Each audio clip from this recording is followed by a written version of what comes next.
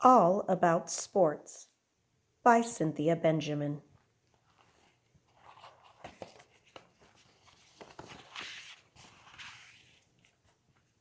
Lacrosse, America's first sport. Native Americans have played lacrosse for hundreds of years.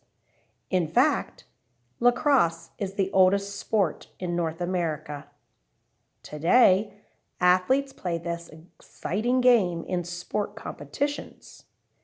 But Native Americans played lacrosse for very different reasons, including healing the sick and settling conflicts. As many as 1,000 players on each side would take turns joining fierce games that might last days before a victory. The playing field might be 15 miles long. These players weren't just trying to win a game. They were also playing to prepare themselves for war. In 1636, a Frenchman in Canada contributed to our knowledge of lacrosse by writing about Native American game for the first time. Over time, the sport became more popular, and by the 1800s, many people in Canada and the United States were playing the game. A college in New York City formed the first college team in the United States in 1877.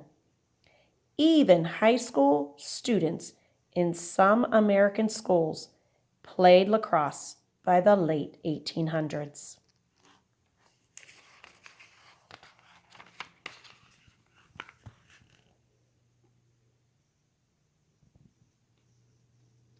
Lacrosse today.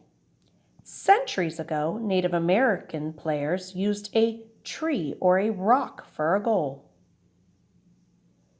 They used wooden sticks to hit balls made from stone, wood, or deerskin, and they played without any gear to protect them. Today, players wear gloves, light pads, and helmets with face masks. They use a rubber ball and a long-handled stick with a net pocket at one end. They play on a field that's 110 yards long, about 100 meters, with a net goal at each end. There are only 10 players on each team. Playing lacrosse is a different process today, but one thing hasn't changed. Lacrosse is still a fast game.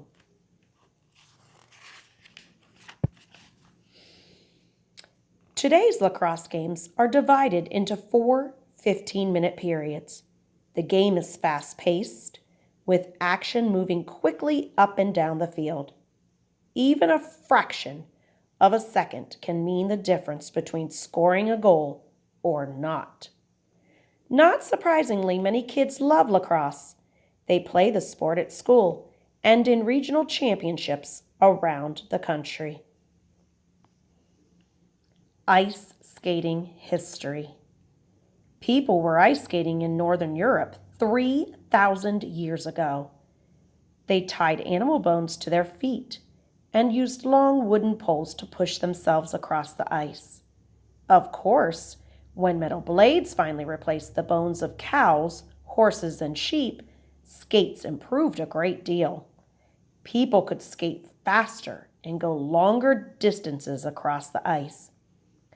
People had been ice skating in England for centuries before British soldiers introduced the sport to the United States in the 1740s. Until the 1800s, people could only skate in the winter.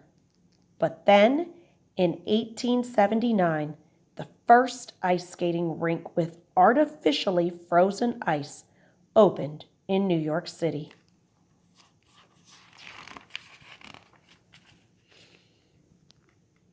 As more and more public rinks opened, ice skating became even more popular. Speed skating, in which athletes race across the ice with great power, became an Olympic sport in 1924. Dancing on the ice. In the mid-1800s, an American named Jackson Haynes added more flexible movements to ice skating and changed the sport forever. Suddenly, skaters were moving like dancers, leaping, spinning, turning, and jumping high in the air.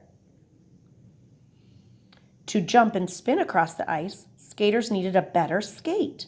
Soon, a skate made for figure skaters was built with a higher boot to give the skaters more support. Figure skates were improved again with the addition of something called a toe pick. At the front part of the blade, a toe pick has sharp edges that help a figure skater get a better grip on the ice when jumping. Over 100 years ago, figure skating was included in the Winter Olympic Games for the first time. Today, it is one of the most popular events at the Winter Games.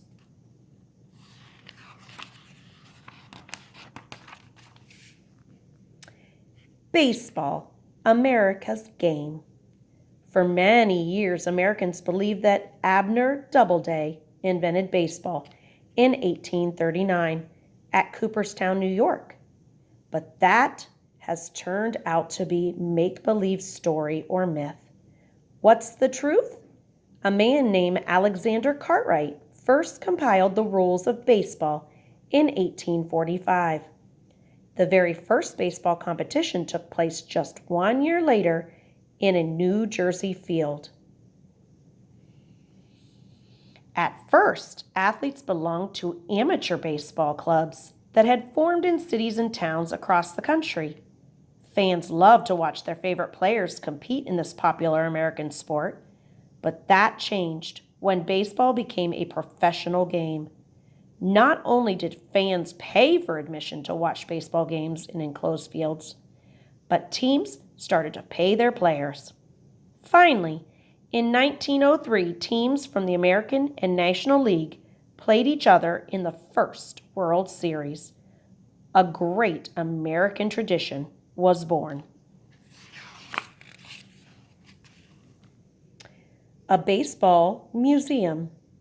What makes baseball special to you?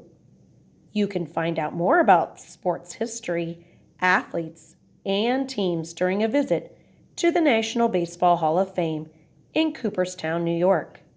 One exhibit shows visitors the role that women played in the game. Another one looks at famous ballparks from the past and present. You can check out the batting records of your favorite players or look at the huge collection of baseball cards. You can wander through the Hall of Fame gallery on the first floor. You can even learn more about how to hit a baseball during one of the museum's special summer programs. Before you leave, you can check out the interactive or hands-on activities at the Sandlot Kids Clubhouse. You can see how tall you are compared to a chart showing the height of famous baseball players. Who knows? Maybe your name will be on that chart one day. Timeline: lacrosse, skating, baseball. 1636. A French-Canadian first writes about a Native American game called lacrosse. 1740s. British soldiers introduced ice skating to the United States. 1845. Alexander Cartwright first listed the rules of baseball. 1850. An American introduced the first all-steel ice skate. 1877. The first American college lacrosse team was formed. 1903. Baseball teams play the first World Series.